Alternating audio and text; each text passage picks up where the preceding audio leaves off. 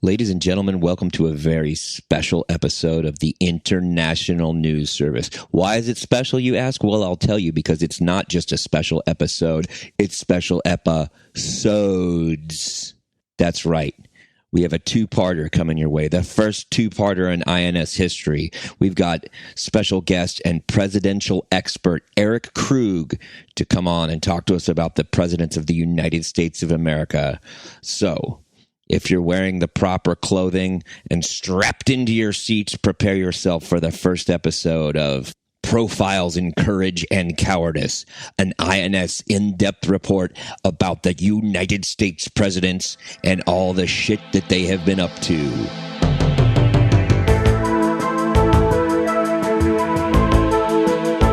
Welcome to INS, the International News Service, your source for the most important weird news from across the globe.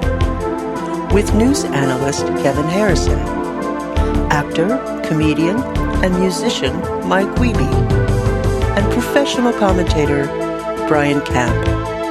INS, the news you need.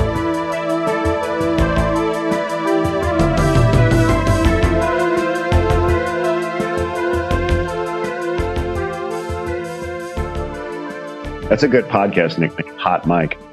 Oh, it is. Yeah, it is pretty good. Or a garbage pail kid. Welcome to the International News Service. We're your hosts. I'm Kevin Harrison, along with... Brian Camp.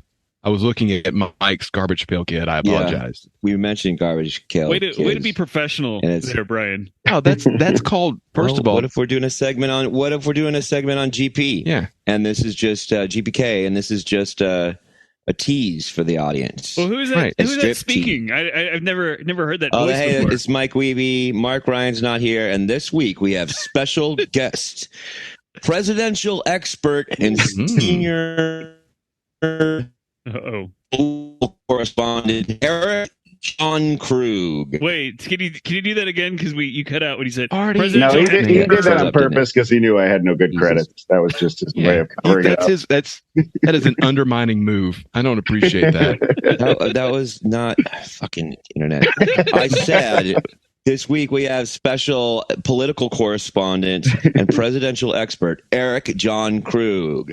That's me. We don't clap because it's the news. Just yeah, I get that. Yeah. I got to say, Mike, it is... I don't know that we planned this, but I'm going to say we did. Okay. Because here we did. I planned it. For our international, so our many international listeners, right here in the U.S. of A. This is Election Day Eve. Well, that's true. Well, when they're listening to this, it is Thanksgiving Eve, actually. Oh, so you planned a special pre-election day episode that you're going to air long after the election? Is that correct?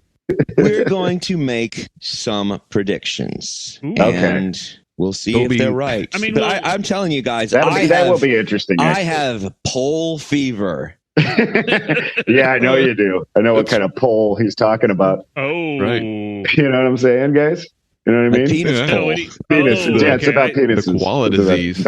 I just wanted to say that one thing about garbage pail kids. I mean, garbage pail kids are a big kind of what's the thing called when people vote on one thing? They're single issue voters. Single issue voters. Single issue voters are whether they should allow listen, I never claimed to be the presidential expert. I'm the good looking, like Frankie Fetus, handsome, charming Frankie host. Fetus is definitely going to be out on the midterms. That garbage pail kid's definitely going to be. He's got something to say. So yeah, this is actually our Thanksgiving episode. It'll be coming out on November 23rd. Boxing Day. No, that's the day after Christmas. Nah. Wait, Boxing Day? That's the day after Christmas? Not really so much here, but in other countries. So it was in the UK, it was the day where you would box up your Christmas crap you didn't want, and then you give it to the poor. So it could also be called regifting day. Actually, I believe it's when there was a bare knuckle brawl performed in the town square, and the winner would get to have sex with the mayor. There's great rules. That doesn't sound like a very good prize. Well, it depends on the mayor. Depends on the mayor. Yeah.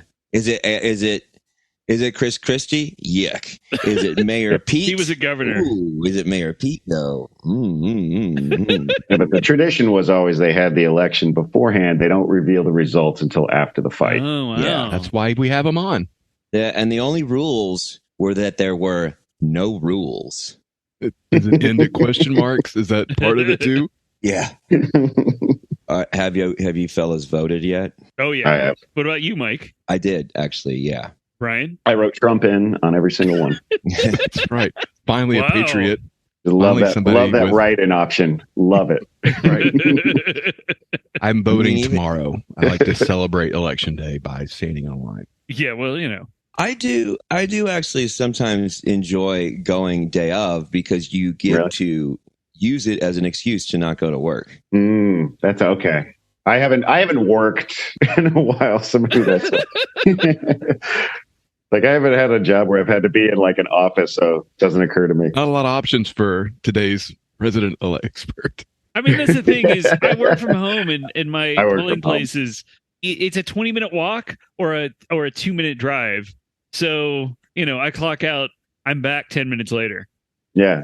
Oh, I love early voting. It's so easy, so quick. I don't know why They don't you want to you stand in don't- line. You don't have to tell your job where your polling place is though, and they're not going to check. No, I mean, I like that idea. I guess I never thought of it as a way to get out of work, but that's pretty American. Do you Very tell American, your yes. job that it takes you 8 hours to get to your polling place? It does. It takes 4 hours to get there and 4 hours to get back. Well, there's about 3.5, and then there's the whole voting process. And sometimes I'll have to stop an attempted steal. I have to stop the steal. Yeah, he's got to do some poll And I'll see watching. people tampering with stuff.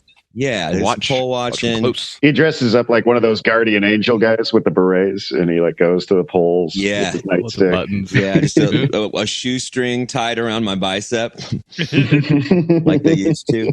And, you know, I meander around the library and I go see if they have Madonna's sex book in there with the big What's metal that? cover. What was that called? This is called sex. It's called sex, yeah. Was it called sex? Yeah.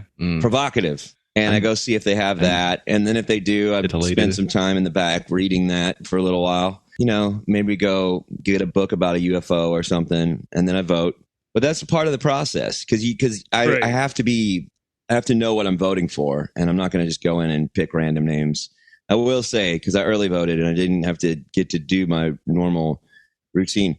I don't know anything about the mayor, and I did not vote for mayor because I don't know anything. Same. About I actually mayors. realized I didn't bother to look into it, and then I was like, "Well, shit." Way to be civically engaged, guys. Oh, you know what? I think there's nothing better than putting yourself in a position to vote on a dime. Like all you had to do was make a selection, and you decided that you didn't know enough to make a selection. I Oh, celebrate I'm a big that. believer in that. I mean, I was a non-voter. That's for what a you long should do. time. That right. But But, I will you- say this: how will you know if you win? When you win at Boxing Day, how will you even know like who you're going to be sleeping with then? Well, that's the point. It's a fun surprise. Yeah. Right. It's a double surprise. 'Cause you Yeah. won't know anything Yeah, about but- that person. Yeah, and the mayor doesn't know who's going to fuck him either. So it's like everybody's everybody's getting a surprise. Yeah, I got to Well- really get in shape if I'm going to win. If I'm going to be boning this Right. Boxing Day. I don't know a lot about our mayoral candidates, but I've seen both of them, and you are each in for a treat no matter who wins. I thought there was like 4. I know. Isn't there a bunch, or are there just Yeah, only there's like like 2 that 4. were viable? It's only Is that what you like mean? 1 or 2 like real candidates, though. I mean, you're not going to vote for the pedophile, are you? Yeah, oh, wait, there's a pedophile on the bill. I didn't even know there was a Right. pedophile party. Spice it up. I'm sure there That's is. the NAMBLA party. There's always one now. I mean, I've been on the forums, and I'm waiting to get unsuspended from Twitter and get back on there, and I've been quote unquote standing by for quite a while. So I'm waiting to get back in the Oh. fray. Get back Chicken at Hawk 69. it. 69. Once our Lord and Savior JFK reveals himself in Dealey Plaza, that's when it Oh becomes. yeah, I heard about that. He's coming back. He's coming Mhm. back. I'm excited. You probably know all about that. Oh yeah, I know all about. Wait, was that you, Mike, that talked about that on stage? The Dealey Plaza premonition. Yeah, no, I have a bit about the resurrection of JFK. And As much as I know about Kennedy, I didn't know he was coming back to Dealey Plaza. Although I have been to Dealey Plaza, fun place. He's do only enjoy like it. 108. Good memories. I mean, you know. No, I'm sure he still looks good. This week is our Thanksgiving episode, so we thought we'd do a special American history episode. We have with us U.S. presidential history expert Eric Krug, and we've got 3 strange stories of presidential history. Oh, I know one of them. We talk about it a lot. Oh, it's when Jimmy Carter had a jack-off contest against the King of England. Right. Stiff competition. No. That's why they call it the Union Jack. It was called stiff competition. And maybe this will be interesting. They do a little insight, I think, on here, maybe to just kick things off, because Eric probably doesn't know this. Did you know? Oh no! That Kennedy. Oh boy, yes, this is true. Eric, listen up. You probably know this. This is going to blow your mind. Kennedy had a secretary named Lincoln, and Lincoln had a secretary named Kennedy. Yeah, I've heard that. And they were both assassinated. The secretaries. Wait, I hadn't heard that last part. Yeah. But the names, right? And the name Kennedy and the name Lincoln have the same amount of letters in them. That's not true at all. And they are both automobile manufacturers. Wait, The Kennedy? Lincoln and the Kennedy. It's not it- a vehicle it called Kennedy? There's Kennedy. I don't know any car called No, the there Kennedy. is. And there's not There a is. manufacturer. It's just a model Oh, well, called the Lincoln. It's a 3-wheeler. Yeah. Kennedy 3-wheeler? Okay, Mhm. it's close. Okay. But Yeah, it's not one of the those. same. You know those 3-wheelers where it's 1 wheel in the back and 2 wheels up front. Yeah, 3 wheels. Yeah. That's how 3 works. Well, when you used to say 3-wheelers, Unnecessary. it would be 1 wheel up front and 2 in the back. Yeah. Now, Uh-huh. the way they're doing them, Right. 1 in the back. Oh, they flipped the Right. script on it? Mm. Yeah. More stability. Is that more stability? Wrap your head around all of that, though. Like that whole. I'd like it better if it was 1 in the pink and 2 in no. the... I'm canceling this podcast right now. You know what I mean? Yeah, dude, rock. Yeah. This is what we call a classy Yeah. Yeah. I was just concern, It's just- I guess. It's just the Dane Cook logo. I also heard that Kennedy had 2 secretaries that were nicknamed Frick and Frack, and their main job was just relax him in the afternoons during his lunch break. Their job was to Believe it? suck and fuck. Suck and fuck, yeah. I was here to try to be classy about it. Click and clack. Poor click and clack. Their Frick and legacy. Frack. Frick and Frack. Frick and frack. Frick and Frack. That's I don't think Wow. I don't think they knew that's what they called them, but that's what like the people in the office called them. Did you know? Oh, here's some Oh more no. Kennedy trivia. Did you know that he had Addison's disease? Yeah. Yeah, I think a lot of Gee. people know that. Do you know how he got it? Did he get that in the war? A No. German bayonet. No, it wouldn't have been German though, right? Because he was No, it was German. Really? It's when he served in Europe. Did he serve? I thought because he served in the Pacific. He was in PT boat squad. He got it from wearing his brother's underwear that was Wait, but- unwashed. Which brother? Ted. Just realized Yeah. I'm gonna have to remember that I get all fucking serious when I talk about presidents. You guys Oh, are gonna this is probably a say a lot serious of podcast. dumb shit. No, Kennedy, Uh-huh. his first PT boat was made out of pikecrete, which is sawdust and ice, a mixture they came up with for World War II construction. And he crossed the Bering Strait and then meandered over to Europe. Did you know that PT stands for penis titties? Because Also there's not correct. two It doesn't- there's two bulbous areas up front, and then like a staff to ram them with. Yeah. So as a nickname, the soldiers would go like, the penis titty boat, and then that just kind of Uh-huh. morphed to PT Right. boat. You don't want to say it all the time. You're in a hurry. It's wartime. Yeah. Well, I yeah, gotta, I gotta go. Well, I mean, it's obvious. Sailors are known to not use Uh-huh. foul language. right. Right. No. Correct. Never. Very proper. Not comfortable with certain words. So, Yes. Mhm. but Kennedy, Yeah. the old hound dog. They would always refer to them as Asian Americans Yes. when they were in the combat zone. Very respectful. Mhm. All right. Now that I've told the first story, so this will be the second story, Oh. Kevin. Our first and/or second story comes to us from the Washington Post. WAPO. WAPO. Yeah. We call it WAPO now. Like WAMU, Washington Mutual. WAMU and WAPO. Don't get them confused. So WAPO. this is not just a story about the president. It's also a Thanksgiving story. And just, for some context for people outside of the U.S., Thanksgiving was scheduled on the last Thursday of November since Abraham Lincoln proclaimed it a national holiday in 1863. That is until 1939. In 1939, the Great Depression was just ending.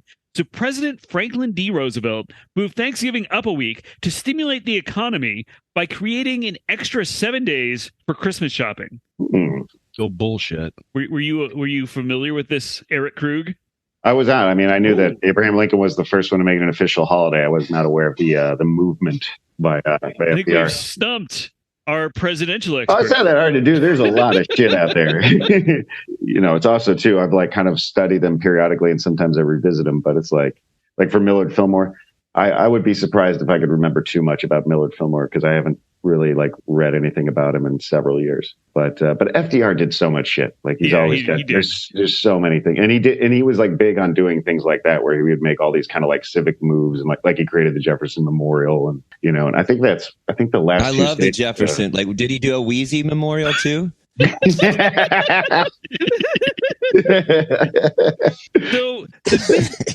the business world claimed that changing the date would add another $1 billion to their annual sales by moving Thanksgiving up a week. But the rest of the country wasn't so sure. The announcement threw off the dates for rival football games, parades, church services, and school closings. The city of Plymouth, Massachusetts said, quote, "We heartily disapprove." Roosevelt's challenger in the 1936 presidential election accused Roosevelt of acting, quote, "with the omnipotence of a Hitler," which it wasn't. Moving the date, moving Thanksgiving by 7 days isn't omnipotence, and it's really. I think Hitler did a lot worse things than that. No, but this was it when Hitler was still cool. He and Ford are still hanging out at this point. Another car manufacturer. Omnipotence is a real big word. Yeah. For anybody that, especially somebody that couldn't predict their own death. I feel like if Hitler were omnipotent, the war would have kind of played out different. Right. Well, in hindsight, that quote had some problems because, Hitler didn't really predict the trajectory of how that war was going to go. Did you know that Hitler's secretary? Oh, no. Hitler had a secretary named Ava, and Mussolini had a secretary named Hitler. That's also not true. That's not true, and also not really that much of a connection. I don't know if you guys are really into numerology like I am, but there's a lot of tie-ins with alphabet places. Well, let's finish. Kevin, before you continue, I did want to. I know we're on the story. I want to have a question about the story. You mentioned that Lincoln officially created the Thanksgiving holiday. Is that correct? Yeah, in 1863. Now, looking at your records, does it indicate anywhere that when he made that proclamation or that decision, did he dictate to his secretary Kennedy when he did that? It does. It's not clear. I can't say that for sure. That would be a lot to unravel, I think, for us. In a survey, 62% of Americans opposed changing the date, and Republican governors, just for the record, Roosevelt was a Democrat. Republican governors refused to change the date. As a result, 23 states went with the new date, 22 kept the old date, and Colorado, Mississippi, and Texas kept both dates, giving people 2 3-day weekends. Oh, that's sick. I like that. Yeah, I'm a fan. Cool. That might be the best thing Texas has ever done. I'm just saying. As I was about to say, I've never heard Texas do a cool thing. Give like people that. a day off work. Did Franklin Roosevelt also start Black Friday? Who started Black Friday then? No, that was Ice Cube. That was Ice Cube. No, because it was. So what would happen? I did the research on this. What would happen is they would send out Cyber Monday. There was no cyber. Cyber wasn't a word even then. But what would happen is you would get all your advertising. Well, they called it cyborg back then. It was cyborg. Right. Is that what that Jean-Claude Van Damme movie's about? Well, no. The whole polio thing was a dodge. He didn't have polio. He was a cyborg. Oh wow! Why would the cyborg's legs not work? Feels like it was old technology. Oh, yeah. I mean, it didn't have. Yeah, it was very rudimentary back then. Right. The whole Civilian Conservation Corps was just a scheme to test on human subjects, so Roosevelt could have better bionic legs. Wow. Yeah, that makes sense. Let me say this. This is something that I say a lot to let people know how knowledgeable I am about stuff. Yeah, they're really impressed. This whole moving of Thanksgiving for shopping, that sounds like the beginnings of late stage capitalism. Oh, no. Eric, there's always one. You know that's always one. That's a good one. That's a good. You say those words together, and people know you got some smarts in there. It's got to be late stage, though, right? Late stage capitalism. Yeah, late stage. Right. Third trimester capitalism. And you put a little bit of venom in it. You're like late stage capitalism. Capitalism. So just to finish this up here. To finish this up what do you think about Fauci? I'm sorry, Kevin. What do you think about Fauci? We're talking about presidents here, Brian. Don't even get me started. Don't even get me started on Fauci. I mean, listen, I hate Fauci. And here's the problem. Here's the problem with that guy. If we're not careful, he's going to make himself president. With shots? I don't know. He's that nefarious, though. Wow. Right. Okay, right. So Roosevelt won re-election in 1940. That's the next year. And that year, 32 states moved to the new date. Nevertheless, in 1941, Roosevelt declared that starting in 1942, Thanksgiving would be the fourth Thursday in November because it hadn't increased Christmas sales. And that's where it has stayed ever since.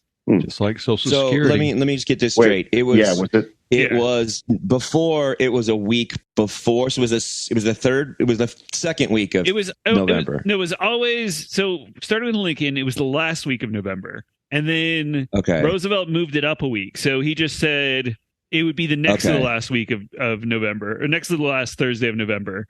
And so it still falls on that date a lot. Because now it's the 4th. Oh, it wasn't necessarily on a Thursday, though. Is that what you're saying? It was on a Thursday. Oh, it was on a Thursday. Yeah. Oh, I said 3-day weekends. That's a 4-day weekend on Thanksgiving. It almost sounds like he didn't want to admit he made a mistake. That's why he stuck with it. He's like, I'm just going to do the fourth Thursday. But it's like he's still kind of moving it up a little bit of a week, just so he kind of covers. It feels like he's kind of cover up that he blew it there. Right.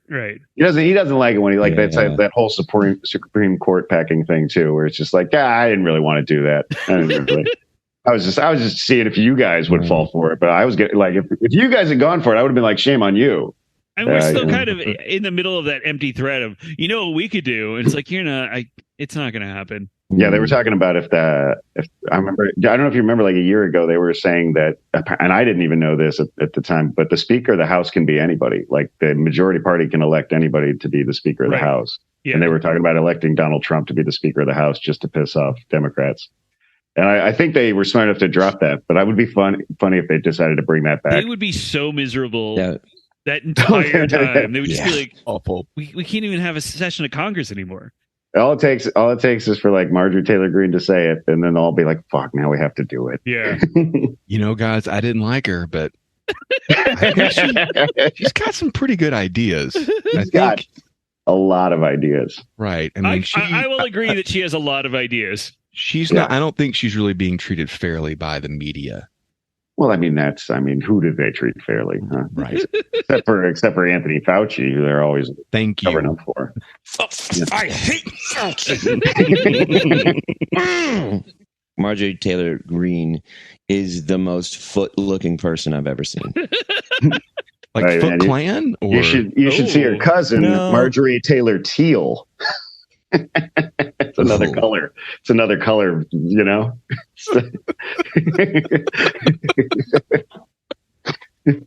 Mike's mad at me.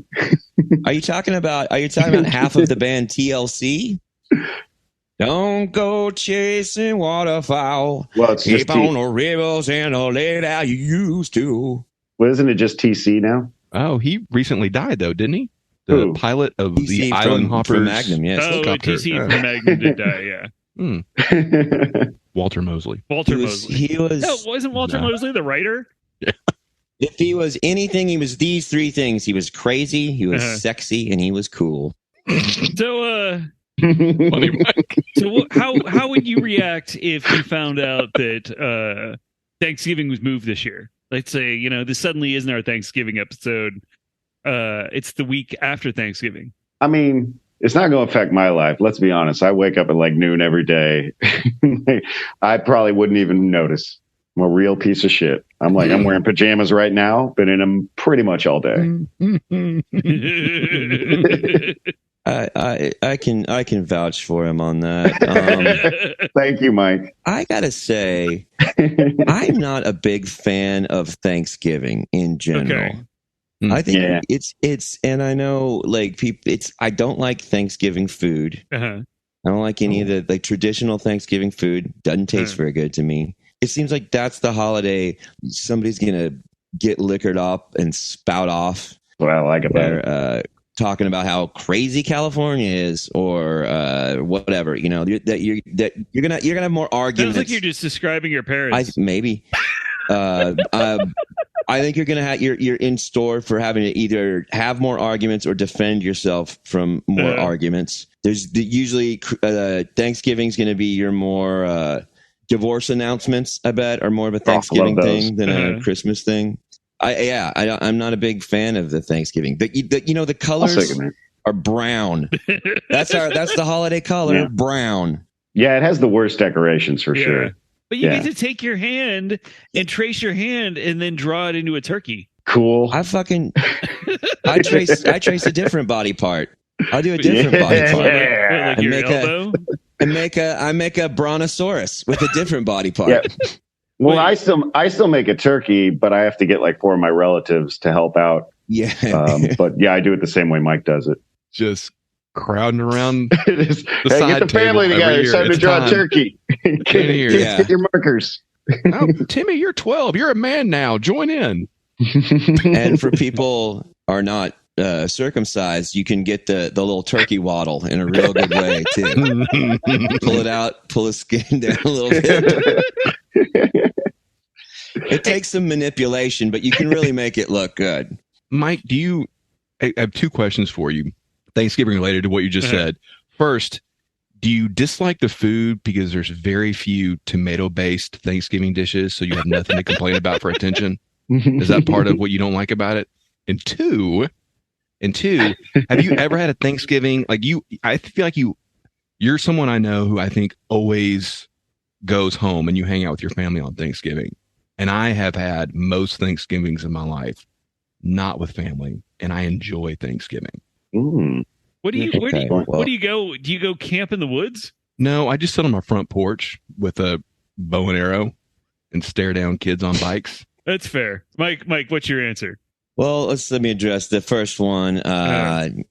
I'm sure there are the same amount of tomato products in foods for Thanksgiving as there are for literally any other holiday feast. There's no catalogs for your list of grievances. There's no more tomatoes in Christmas food than there is in Thanksgiving food. Okay. So no, but I don't like the food. It's ham.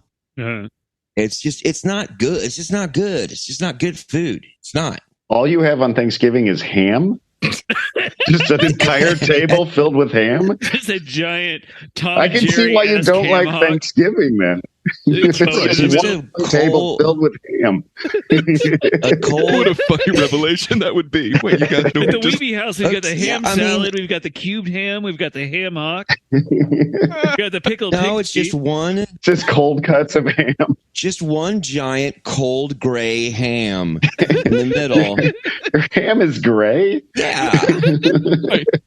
If people announcing divorces and screaming at each other, that's your Thanksgiving. That sounds terrible.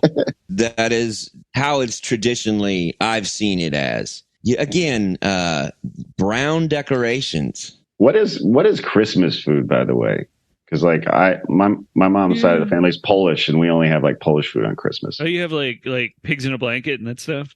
Pierogies? Pierogies and kielbasa and borscht and stuff like that. But what is like actually like a Christmas food? I didn't think there was. A lot of cookies, I feel like. There's a lot more baking. There's a lot more baking involved in Christmas food. There's something gross about like, hey, everybody, we're all going to share this gigantic hunk of meat. Everybody get a weapon and hack off part of it. Well, I don't go home for many Thanksgivings either, because it's like I just save it for Christmas. And so like I end up just having Thanksgiving with like friends. And then usually it's like you do have the turkey and the classic stuff, but people tend to potluck it. And so you get kind of a wide potpourri of food. So it's just like, it's just hanging out with friends and eating. It's not that bad. But the family version of it is not as great. That's what you need to do, Mike. You need to cut the family part out. Yeah. Then you'll have a good time. They're pretty close to cutting me out of it, so it's not really. Well, you're the only one who got vaccinated, so you know. No, I mean, I honestly, like, I haven't gotten too many arguments with the fam on Thanksgiving, but it's a thing. Like, it's such a short holiday too. If you got to go home, where you're like, I'm already thinking about having to go back to work immediately. You know, it's just kind of like it's such like a rushed thing. It feels like, and the other thing too is you're like, I'm gonna do this, but with more time in a month. Like we're gonna do. That's the thing. We're gonna do the better version of this in 1 month. Uh-huh. Why are we practice running this for the less fun version of it? Yeah, family Thanksgiving always just felt like a holiday where everyone attempts to ignore each other by just watching football and like not talking. Well, until they fucking started kneeling, until they had to kneel, and now we don't watch it anymore. Now we don't have anything to do on Thanksgiving. Now at that I don't know if that's going on anymore, but it was for a while. We weren't watching football because of the kneeling. And but that really just meant that that football's on, but the sound's off. So that's somehow some sort of patriotic loophole that my dad was able to find. It is a holiday of obligation, maybe the most obligation of any holiday. I do want to ask, because we do have an expert in the American presidents, at least. Other countries have presidents. They have presidentes and stuff. Some do. A lot of them are more prime ministers. I got kind of into the Israeli prime ministers for a while there, too. Maybe we'll do some David Ben-Gurion later. Yeah, David Ben-Gurion. He was a founder, right? Wasn't he? Like he's like their George Washington. I have a question with the prime minister thing. What does it take to become an optimist prime minister? Is that just Cybertronian elections? I don't have a response to that. It's something that's usually based on who's going to get more Energon cubes. Yeah, it is. It's about the Energon, dummy. Right. That's what they always say. That's what all the pundits say on Cybertron. Yeah, there's like a cost level on Energon cubes, and it's a picture of like fucking Starscream, and it says, "I did this." They want you to mad at Decepticons. Nobody gives a shit about the Decepticons. It's the Energon. Everybody knows it. But back to the story, actually, I will just the idea of a president doing a thing that's kind of non-important that could go either way. I did often think that like when Trump got elected, one of the first things he made mention of that he was trying to work on getting daylight savings time removed. Right. So we weren't going to do daylight savings time anymore. And I've often thought like, I don't have anything to applaud him for, but if he had done that, I would have been like, but he did that. It was kind of cool. I would be totally fine with that. Daylight savings. You don't like daylight savings? I prefer daylight savings over the regular time that we're on now. Yeah. If we're gonna only do one, I think the summer one is better than the winter one, because otherwise it's getting dark at like 3 p.m. Yeah, actually, a mutual friend of ours was complaining about that too, like, and saying that she likes the daylight savings time as well. And I don't know. I guess it's the moderate in me, but I kind of really wouldn't care if they changed it. I'd be like, at least he's doing something non-destructive.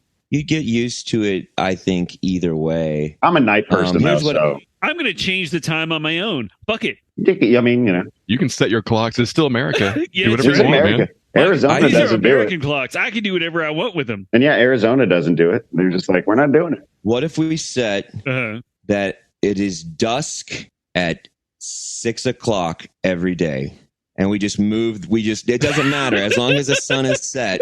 It's 6 o'clock. So you set the clock every day. You set the clock. Yeah, every day It changes every day. Exactly. To when You're resetting it. That's a lot So of work. every day around 6 o'clock, everybody's got to stop what they're doing and just keep an eye on the sun. Yeah. Everybody's going to have to get special sun watching glasses. Right. Mm-hmm. But I mean, we get the government to pay for that. I think we Right. could, Oh, sure. Oh Sure. yeah. Well, we'll get Mexico to pay for it. for some reason. Which presidential regime started daylight savings time? Do you know? That might have been around FDR too, wasn't it? 1918 to reduce demand from electricity usage by Was adding that Woodrow Wilson? sunlight to the end of the day. Yeah, that was Wilson. Yeah, that's like right when they got into the war. Was he a 1-term or a 2-term? No, he was a 2-termer. He had a stroke. He had a stroke near the end of his presidency, and so his wife was sort of standing in for him. Was she a fake doctor? Was she a terrible doctor with terrible advice? I mean, I didn't like. I don't really like Wilson either, though. Wilson's just such a cold fish. Is it the League of Nations that you don't like? No, it's just that he was just so sanctimonious. Like he had this shit, and it was like sanctimonious, like even when he changed his mind. So it's like before he got into the war, he was like really sanctimonious about the fact that it's like, these people want me in war, I'll never do it. And then once he got into the war, he started locking up everybody who protested the war and like imposing all these like restrictions on people even talking out against the war. And he was like a horrible racist too, which it's just kind of a dong. You know what? I was neutral on Wilson. I didn't have an opinion based on your information. Thank you. He's got a conflicted legacy because he was kind of like the first, like really like Teddy Roosevelt also gets attributed to the progressive era, but like Woodrow Wilson's like the first progressive policy president. Okay. Like he's still like such a dick and like arresting people who spoke out against the government and he put Eugene Debs, the socialist candidate, in prison, and was Warren G. Harding that actually had to let him out and pardon him. And and he arrested like the suffragettes who were protesting and stuff too. Like he was just kind of a douche, but he was also like doing progressive policy. So like conservatives, like old school intellectual conservatives, really hate Wilson because he's like, they consider him the first guy to really bring in this sort of like progressive big presidency, like, like strong presidency, kind of overreaching. They have the advantage of being able to point out that he like showed Birth of a Nation in the White House and stuff like that. You know what I mean? Because it helps to discredit him for all the other stuff that he passed. Even though it's their favorite movie. But shouldn't that discredit you a little bit? Like, aren't there? Oh, for sure. It should discredit you as a person. Like, I mean, you could still say if there was a policy he did that you liked. I don't think you have to like I've always felt that way. Like, like Mel Gibson, I'm like, I don't like the things he did, but you know what? I still like Apocalypto. I can keep the two separate. It's impressive that you went with that. I was expecting a Road Warrior, but Apocalypto, good choice. I love Apocalypto. Apocalypto is really maybe good. Bird on a Wire. Bird on a Wire. Yeah, that's Bird on a Wire. Yeah, man. Tequila Sunrise. Yeah. Tequila Sunrise. Why don't we move on to the next story since this one took half an hour? Kevin, Okay. Mel Gibson could never be president in the United States. He could be. He was born in New York, I believe. Was he? Really? Yeah. He didn't move to Australia. I think he moved to Ireland and then Australia when he was like 12.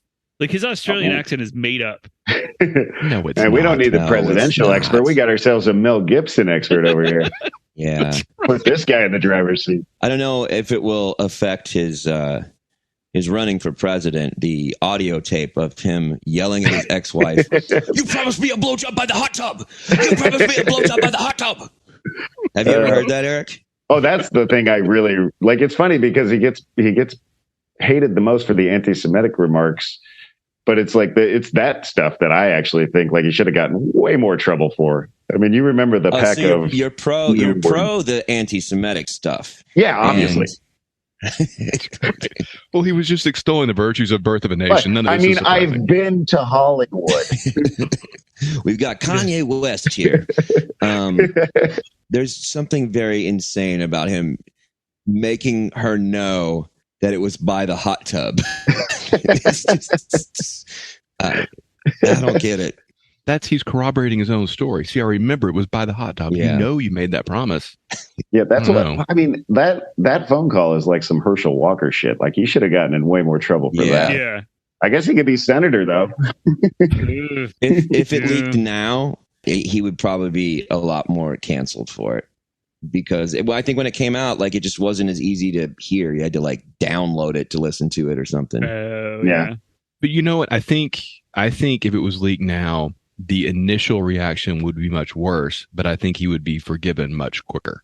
That's possible. I think a well-acted, sincere apology would clear him. I don't of even all think of it needs to be sincere anymore. I really don't. Just the appearance, like well-acted. I mean, these days it's kind of like about what circle you run in, right? Like, I mean, if he was like, if he wanted to then, like, say he got canceled for that, but then he wanted to become like a conservative guy, you know what I mean? Like, become an icon for them, it would, he'd be fine.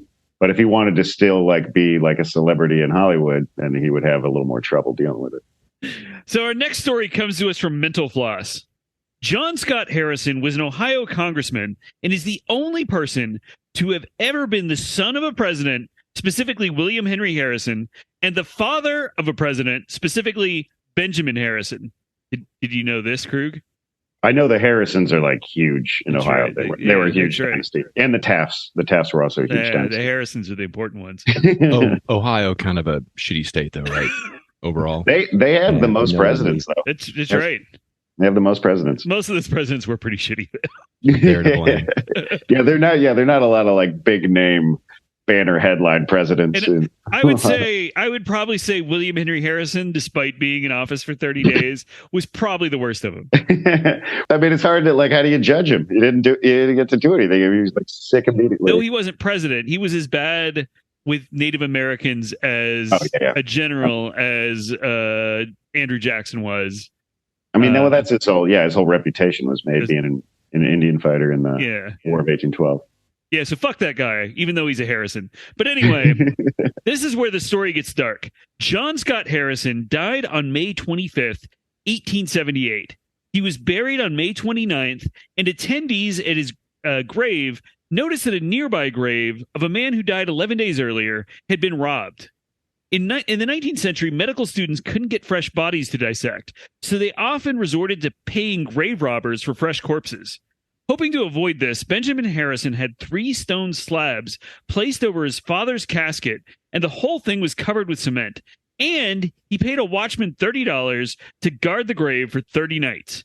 Then, the next morning, Benjamin Harrison's brother, John Harrison, along with 3 Cincinnati policemen, got a search warrant for the Medical College of Ohio, which is now part of the University of Cincinnati, in search of the man who'd been missing from the other grave. They found kind of like Ed Gein levels of horror. I don't want to get too into it, but there were like body parts strewn everywhere. They also found a shaft that looked like it was used to haul corpses from the cellar to the upper floors of the building. And they noticed a rope that was hanging in the shaft was taut. So they pulled the rope and found a body at the end of it. They pulled it up, and the body had a cloth over its face. And when they removed it, they expected to find the body of the other man. Instead, John Harrison gasped, "It's father!" At the same time, relatives at John Scott Harrison's grave. Oh, is that funny, Brian? Your dramatic reading is kind of funny. Father. Pasa. It's father. They found Pasa. At the same time they found the corpse of John Scott Harrison, relatives at his grave found that stones at the foot of the coffin were moved, the casket was drilled into, and the lid had been pried open. All of this happened less than 24 hours after the funeral. Meanwhile, the corpse of the other man, the one they'd been searching for, was discovered in the pickling vats at the University of Michigan. Pickling vats? Yeah, I couldn't figure out. I think they were embalming him. I think they were like embalming, putting him in some vinegar, a little dill, some pickling salt. Is that what that Seth Rogen movie is about? What? American Pickle. He made a movie about a guy who gets trapped in a pickle vat. Really? Wait, that doesn't sound real. It won 3 Oscars, so I don't know. Oh, what did it win? I feel best pickle-based script. Bullshit.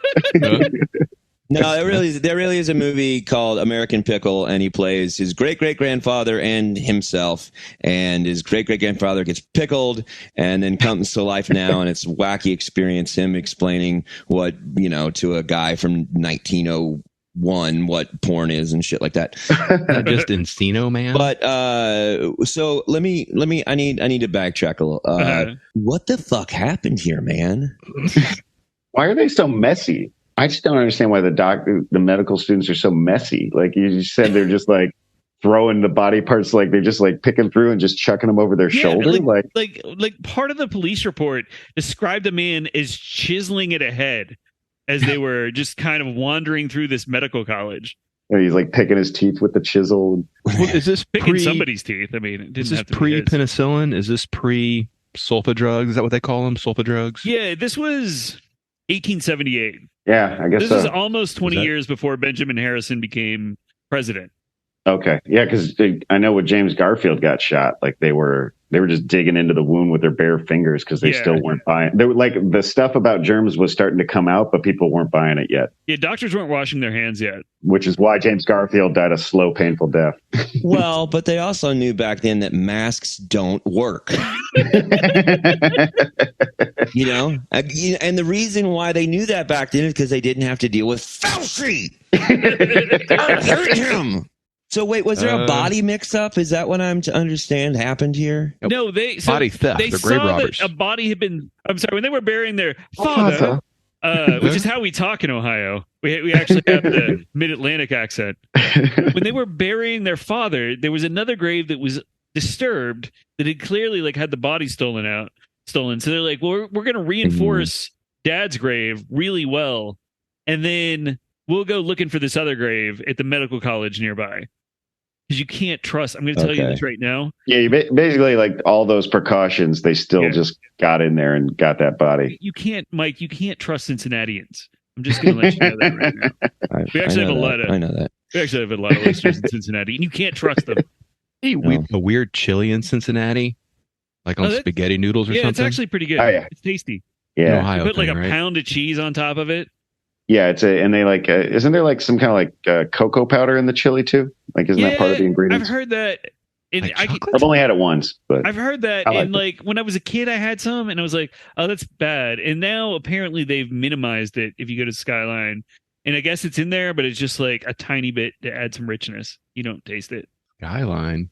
Yeah. What do they eat on Thanksgiving? Ham, as far as the eye can see. But yeah, so they're like, oh, well, we'll reinforce dad's coffin, but we'll take this other guy's. We're going to go search for this other guy at the medical college. They got a warrant. They got the cops. They actually had a janitor showing them around. And when the janitor went to leave, he's like, oh, I got to go tell the administration you're here. They're like, hey, go follow him. I bet that janitor was having sex with all those bodies.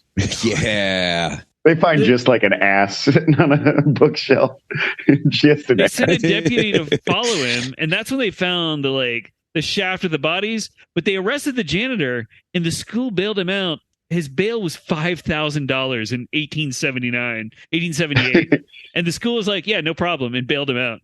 You just keep your mouth shut. Yeah, basically. You don't talk about the ass, and we'll get you out of there. I don't even know. I don't know what a janitor's salary was back then, but they paid a guy $30 to guard a grave for 30 days.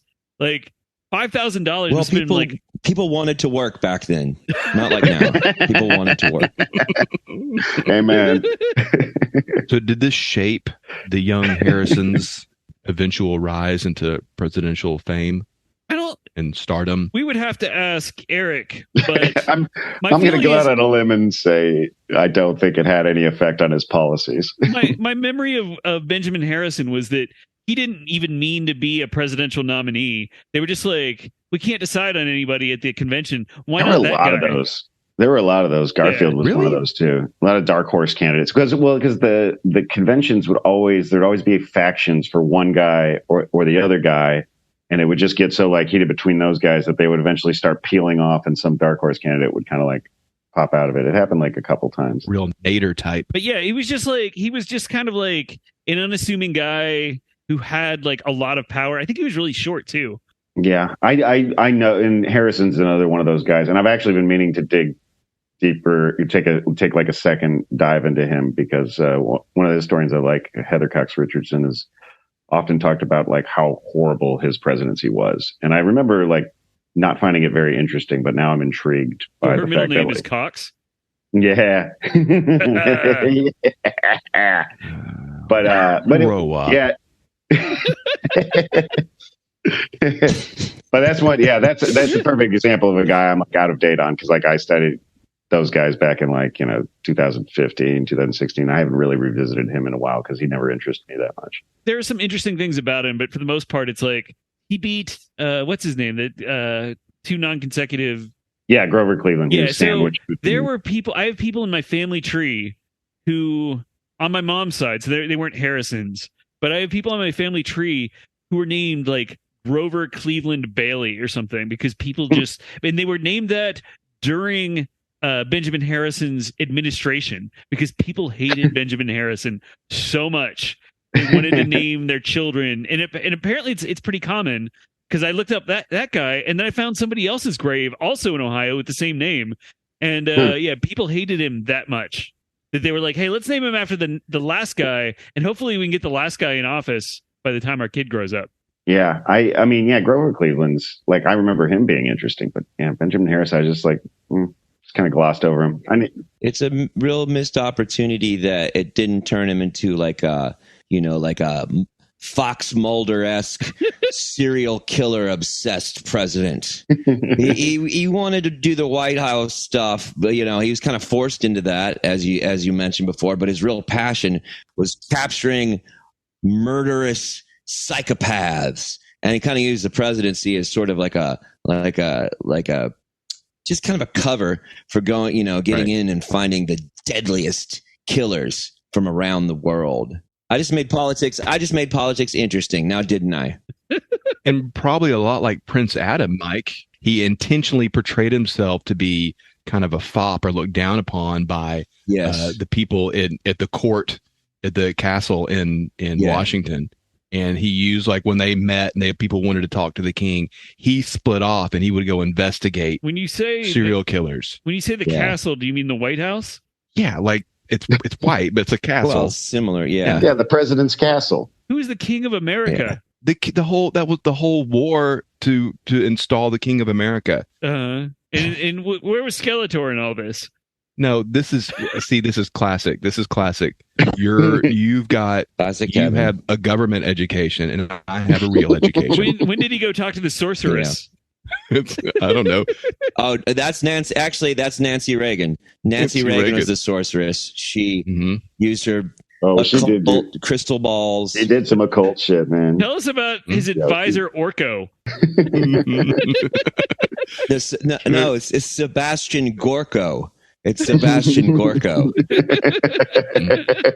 I mean, that's why He-Man's so brilliant, is because it really, if you watch it with kind of a weathered eye, you can find there's a lot of parallels to, the same kind of connections between Lincoln and Kennedy. You start finding between the Masters of the Universe and the American monarchy. He-Man had a girlfriend named Tila. And Tila, wait, there's no Tila. There's no modern equivalent of Tila. TL, Tila which we just discussed. Tequila, yeah. So, but I mean, what I'm getting at is maybe we should cut this guy some slack because he pulled his father's corpse up on a rope Well, no, his brother did at school. He did sue screw this Benjamin guy. Harrison did sue the medical college, but there was a fire in the courthouse in Cincinnati, and so nobody actually knows who won. There's a lot being covered up. It's all a big cover-up. It's all a cover-up. I've heard that the University of Cincinnati still stealing corpses. Well, I mean, yeah, I believe the University of Cincinnati is. That's not happening at Harvard, but University of Cincinnati, they might, yeah. Well, they steal it from Kentucky, so nobody notices, because it's just over the river. Well, that was the end of our first episode in Profiles in Courage and Cowardice, an in-depth INS report on the presidents and the shit that they have been up to. That's the official title, if you want to look it up. And we will be releasing the transcripts in book form. Going to get it at Borders Books and Walden Books. Make sure you tune back in next week for the thrilling conclusion of Profiles in Courage and Cowardice, an in-depth INS report on the presidents and all the shit they've been up to, Part 2. Thank you for listening to the International News Service. Don't forget to rate, review, and subscribe to the podcast. INS, the news you need.